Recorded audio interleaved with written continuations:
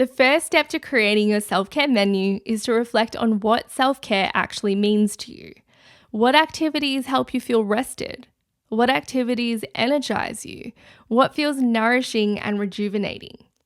Use this space to categorize your favorite self-care rituals and wellness-related activities so that you can easily choose an activity based on your current needs and how much time you want to dedicate to those needs on any given day.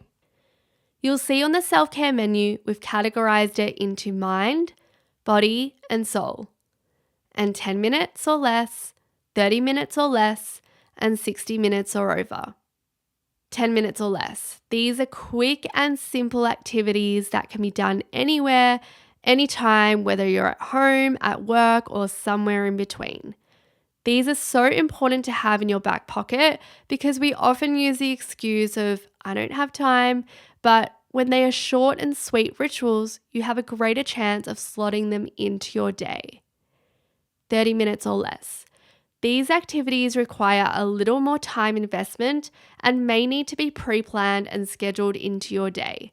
Some of these activities can be done during your lunch break or form part of your morning or evening ritual. 60 minutes or more.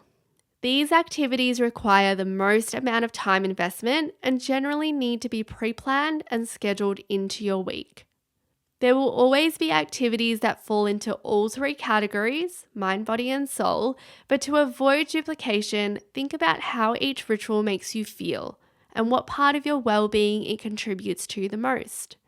Completing this exercise is a great way to reflect on what self-care means to you. It can help you feel more confident about integrating self-care activities into your daily life. This feature goes hand in hand with the daily self-care planner, which is located on your weekly spread.